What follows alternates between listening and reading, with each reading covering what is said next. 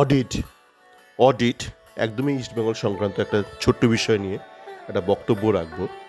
তো গতকাল দেখছিলাম ইস্টবেঙ্গলের যে ভারতীয় কোচ রয়েছে, ভারতীয় অ্যাসিস্ট্যান্ট কোচ বিনোর জন্মদিন ছিল, এবং সেই জন্মদিন উপলক্ষে যে কেক কাটিং সেরিমনি হয়, সেই কেক কাটতে কাটতে উনি বলছেন আশপাশে ইস্টবেঙ্গল প্লেয়ারদের যে এটা আমার প্রায় তৃতীয় বর্ষ হতে চললো ইস্টবেঙ্গল, এবং আমি চাই যে তোমরা সুপার সিক্সে যেন উত্তীর্ণ হও এই বছর যেই চলতি আইএসএলে। তো এই বিষয়টা নিয়ে মানে যে উত্তীর্ণ হও, একটা আলোর সন্ধান, ইস্টবেঙ্গল যাতে এই অন্ধকার সময় থেকে যাতে মুক্তি পায়, তো সেইটা শুনতে শুনতে আমার মনে হলো 3 বছর বোধ অনেকটাই সময়, যখন আমাদের এখন কিন্তু একটু অডিট করার প্রয়োজন এসছে। যে বিনো যে কাজটা করেছে ইস্টবেঙ্গলে গত 3 বছর ধরে, প্রায় 2.5 বছর হতে চলো যে কাজটা করেছে, তো সেইটা নিয়ে একটু আলোচনা করব। তো সেই আলোচনা পূর্বে বলি যে আজকে দেখলাম যে উপনির্বাচন হলো গোটা পশ্চিমবঙ্গ জুড়ে 6টা আসনে, সেখানে দেখলাম 6টা আসনে 6টাতেই যে রাজনৈতিক দল ক্ষমতায় রয়েছে এই মুহূর্তে পশ্চিমবঙ্গে, সে তৃণমূল কংগ্রেস, তারা জিতেছে। তো তাদের মধ্যে একজন ছিলেন সনদ বাবু, উনি নৈহাটি থেকে জিতেছেন। তো ওনার যে ক্যাম্পেইনটা হচ্ছিল সেটা নিয়ে একটা বিতর্ক এসেছিল, আমরা দেখেছিলাম সোশ্যাল মিডিয়ায়।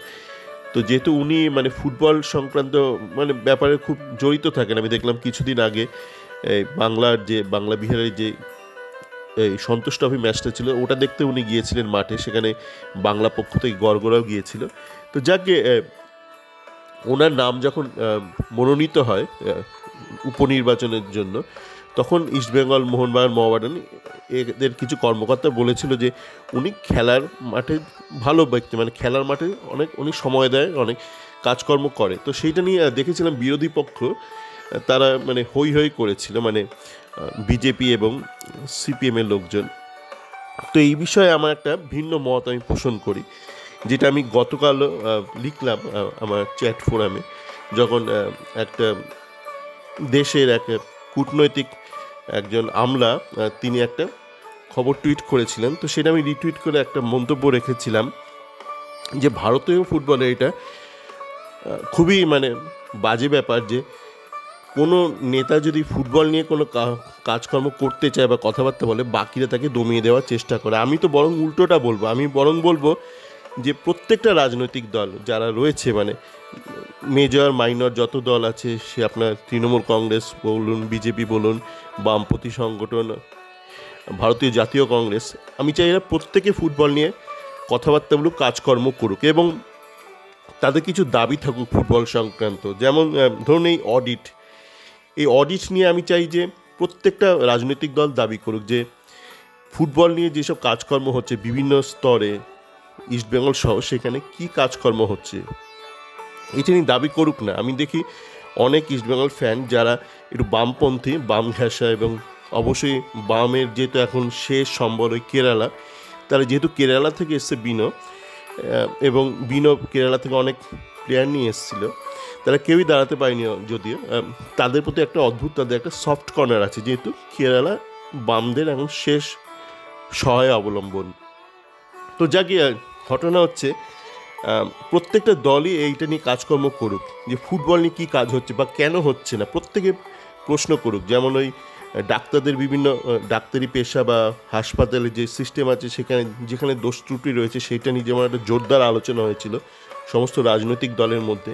কারণ ফুটবল নিয়ে হোক না, মানে বিজেপি, বামপন্থী সংগঠন, এরা চ্যালেঞ্জ করুক না তৃণমূল কংগ্রেসকে যে ফুটবলে কেন দুরবস্থা, কেন এটা হচ্ছে না, কেন সেটা হচ্ছে না। এবং আমি চাই যে তৃণমূল কংগ্রেসও পাল্টা কাজ করুক, মানে দেখিয়ে দিক যে ফুটবলে তারা কী কী কাজকর্ম করতে পারে এবং করতে চলেছে। যেমন এই মুহূর্তে দেখলাম যে উত্তরবঙ্গের একটা জায়গায় উপনির্বাচনে তৃণমূল কংগ্রেস প্রথম জিতেছে। তো আমি চাই যে এবার ইস্টবেঙ্গল ক্লাব কর্তারা গিয়ে বলুক, মানে স্পোর্টস মিনিস্টারকে, মমতা বন্দ্যোপাধ্যায়কে গিয়ে বলুক যে উত্তরবঙ্গে তাহলে যেখানে আপনারা জিতেছেন মাদারিহাটে, সেখানে তাহলে আমাদের একটা ফুটবল স্কুলের ব্যবস্থা করে দিন। এবং আমি চাই যে পাল্টা বিজেপি, সিপিএম, এদেরও তো প্রচুর আর্থিক সম্বল আছে, মানে সঙ্গতি আছে, আমরা জানি, মানে প্রচুর ব্যয় হয় ইলেকশনের সময় আগে পরে। তো এরাও ফুটবল নিয়ে কাজ করুক না, শুধু দিনরাত মানে এই চীন, জাপান, চীন কি করছে, কার্ল মার্কস কী বলেছে, আপনার মন্দির, রাম, এসব এগুলো থাকতে পারে, এগুলো চলুক, এগুলো কারো কারো এগুলো ফোর্টে থাকে বা স্ট্রেংথ। তার পাশাপাশি একটু ফুটবল নিয়ে জোরদার একটা হয়ে যাক না, একটা আন্দোলন হয়ে যাক, সমস্ত পার্টি করুক, যে বিজেপি করুক, বিজেপি যেখানে যেখানে ক্ষমতা আছে ওরা ফুটবল নিয়ে কাজ করুক। সিপিএম তারা তো প্রচুর টাকা মানে তুলেছে, আমরা দেখেছি, মানে ওই ইউপিআই করে তুলেছে বা আরও তুলতে পারে, কেউ তো মানা করছে না। ইস্টবেঙ্গল ক্লাব যেমন একটা ক্রাউড ফান্ডিং করছিল, তো আমরা দেখেছিলাম যে বামপন্থীরা আরজি কর আন্দোলনের সময় বিভিন্ন আন্দোলনের খাতে টাকা তুলছিল। তো এরা এই মানে ফুটবল নিয়ে এরা টাকা তুলে ফুটবল নিয়ে কাজ করুক, প্রত্যেকে ফুটবল নিয়ে কাজ করুক। এবার আসা যাক অডিটের ব্যাপারে। তো আমরা দেখেছি গত প্রায় 30 বছর ধরে মানে বিনো কেরালা থেকে প্রচুর ছেলে নিয়ে এসেছে ইস্টবেঙ্গল বিভিন্ন টিমের জন্য, আরএফডিএল টিম বলুন, কলকাতা ফুটবল লিগ টিম ধরুন, এবং প্রায় 30-40টা ছেলের মতন তো হবেই। তো আমি জানতে চাই যে একটা অডিট হোক, মানে এটা তো অডিট হওয়াটা উচিত, মানে কারণ আমি দেখছি মানে কেউ কেউ বিনোর পক্ষে কথা বলছেন, কেউ কেউ বিনোর বিপক্ষে কথা বলছেন। আপনি পক্ষে বলুন বা বিপক্ষে, আপনি তো একটা গণতান্ত্রিক পরিবেশে রয়েছেন, তো একটা গণতান্ত্রিক পরিবেশে সবার কাজের একটা ফিরিস্তি চাওয়া উচিত। মানে আমাদের অফিসে দৈনন্দিন জীবন আমাদের তো একটা কাজের একটা ফিরিস্তি দিতে হয়। ধরুন আপনি একটা পুজো করছেন, দুর্গা পুজো করছেন, আপনাকে তো পুজো শেষে তো একটা আয় ব্যয়ের একটা হিসেব তো দিতে হয়। মানে আপনার যারা মেম্বার তাদের কাছে একটা জেনারেল বডি মিটিং হয়, যে কোনো সংস্থার একটা থাকে, কত আয় করলো, কত ব্যয় করলো, কী খাতে ব্যয় করলো। তো যে কোনো আপনি অফিসে একটা কাজ করছেন, আপনাকে বছর শেষে আপনাকে একটা হিসেব দিতে হয় আপনি যার কাছে রিপোর্ট করছেন যে আপনি সারা বছর কী করেছেন বা আগামী বছর কী করতে চলেছেন। তো বিনো যে প্রায় 3 বছর ধরে ইস্টবেঙ্গলে যে 30-40টা মতন ছেলে নিয়ে এলো, তো এইটার একটা অডিট হওয়া উচিত। এবং আমি চাই যে এটা যদি খোদ অস্কার করে, কেননা অন্য কেউ করলে সেখানে একটা কনফ্লিক্ট অফ ইন্টারেস্ট থাকতে পারে। যেহেতু অস্কার এই গোটা প্রসেসটার সাথে জড়িত ছিল না, তো অস্কার বা কোনো neutral party, third party audit করা উচিত। থার্ড পার্টি হলে তো সবচেয়ে ভালো হয়, মানে যে কোনোভাবে ইস্টবেঙ্গলে কোনো প্রসেসের সাথে জড়িত ছিল না, যে একটা অডিট করুক। এবং অডিট আপনি বলতেই পারেন না আগে থেকে তো বলা হয়নি, মানে কী করে প্রস্তুতি নেবে। ঠিক আছে, আগে থেকে বলা হয়নি মানে তো এই নয় যে আপনি একটা অসৎ কাজ করেছেন। আমরা ধরে নিচ্ছি উনি সৎ ব্যক্তি, সততার সাথে কাজ করেছেন। কাজ করতে গেলে মানুষের ভুল হতেই পারে, কিন্তু সততা নিশ্চয়ই তার জন্য বলতে হবে না যে তোমাকে সততা প্রদর্শন করতে হবে একটা কাজ করতে গেলে। এটা ইম্পেরেটিভ, মানে এটা আমরা অনুমান করে নিই যে তোমাকে একটা কাজ দেওয়া হচ্ছে, কাজের বিনিময়ে তোমার অর্থ দেওয়া হচ্ছে, তুমি সততার সাথে সেই কাজটা করবে। ঠিক আছে, তো আপনি এখন বলতে পারেন যে আগে তো বলা হয়নি তাই রিপোর্ট বানানো হয়নি। একদম ন্যায্য কথা। আমরা কি বলেছি বিনোকে আগে থেকে যে পুরো জিনিসটা ডকুমেন্টেড করতে হবে?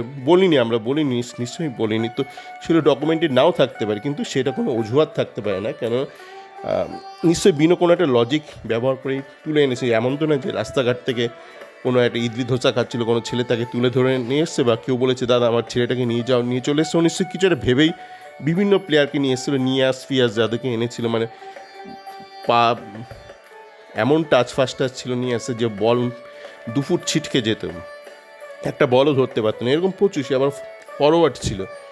তো বিনোকে যথার্থ টাইম দেওয়া হোক, কিন্তু একটা রিটেন প্রোটোকল করে দেওয়া হোক যে একটা প্লেয়ারকে আপনি যখন অ্যাসেস করবেন তো কিছু একটা ভেবে তো অ্যাসেস করবেন যে তার ফার্স্ট টাচ কেমন, তার খেলা সম্পর্কে তার বোধ বুদ্ধি কেমন, সে ড্রিবল কেমন করে ড্রিবলিংয়ের সময় সে চোখটা সবসময় নিচের দিকে, মানে সাইক্লিং করার সময় নিশ্চয়ই আপনি প্যাডেলের দিকে তাকিয়ে থাকেন না সারাক্ষণ ধরে। তো যেটা বিনো রানা ম্যাক্সিমাম ছেলে করে, আমন বিষ্ণু থেকে শুরু করে প্রত্যেকে ড্রিবল করার সময় মাথা নিচু করে থাকে, রোশাল। তো তাহলে এই ড্রিবলিং টেকনিকটা তার কীরকম, তার পেরিফেরাল ভিশন কেমন, পেরিফেরাল ভিশন আর ড্রিবলিং একটা কানেক্টেড। কেন আপনি যদি মাথা নিচু করে বল নিয়ে ড্রিবল করতে থাকেন, আপনি কিন্তু আপনার পেরিফেরাল ভিশনটা খারাপ হবে, কারণ আপনি তো মাথা নিচু করে রেখেছেন, আপনি আশপাশে কী হচ্ছে সেটা দেখতে পাচ্ছেন। আপনার মাথায় তো কেউ আর পেরিস্কোপ লাগিয়ে দেয়নি। তারপর আপনার বল ডিস্ট্রিবিউশন, বল ছাড়া ধরা, এগুলো কীরকম, হেডিং কীরকম, তো এই প্রত্যেকটা বিষয় নিয়ে বিনোকে একটু সময় দেওয়া যথা ওকে জিজ্ঞেস করো যে কতটা সময় তোমার লাগবে একটা রিপোর্ট তৈরি করতে গেলে, যে এবং এই প্রত্যেকটা প্যারামিটার বিনো লিখুক। যে ধরুন নিয়াজের ক্ষেত্রে তাকে যখন রিক্রুট করা হয়েছিল, স্কাউটিং করা হয়েছিল, তার কত অ্যাসেসমেন্ট একটা নাম্বার দিক, 10-এ কত তাকে দেবে, বা 100 নাম্বারিং যাই সিস্টেম, 10-এ অসুবিধা নেই, 1 থেকে 10, তো তাকে কত নাম্বারিং দেবে স্কাউটিংয়ের সময়।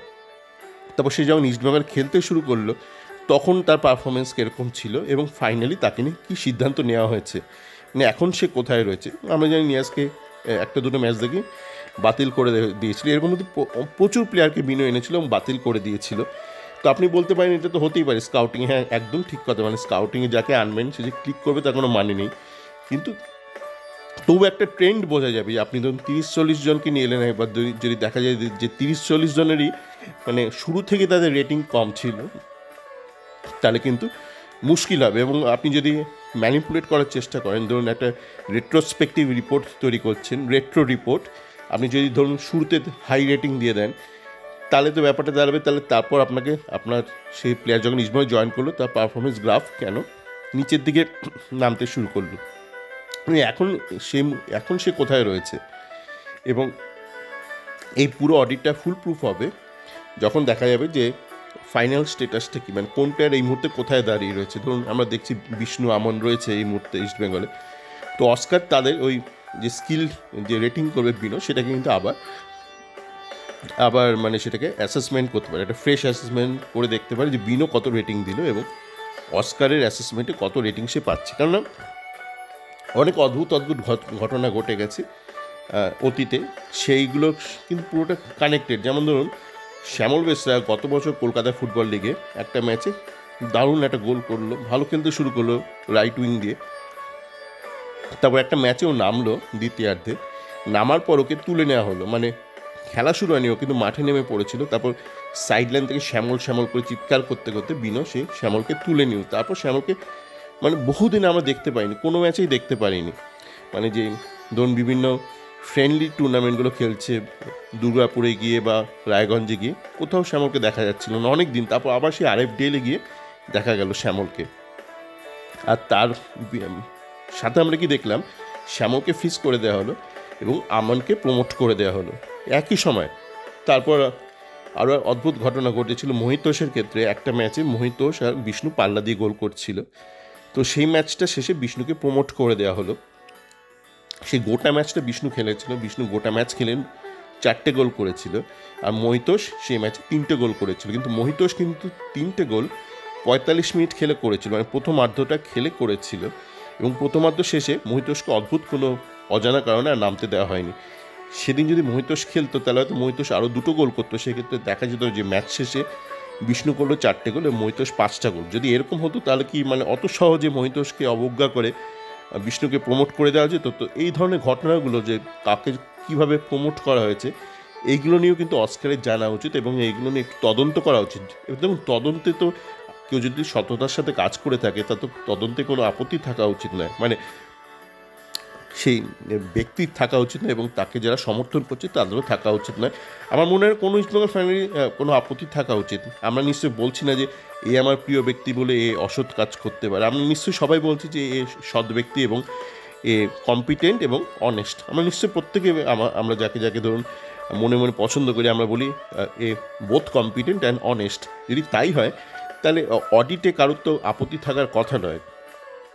তো এই ব্যাপারগুলো ধরুন তুহিন দাস হঠাৎ করে হাপিস হয়ে গেল, একটা চোট লাগলো, তারপর তুহিন দাস চাকরি নিয়ে বেঙ্গল নাগপুর রেলওয়েতে চলে গেল।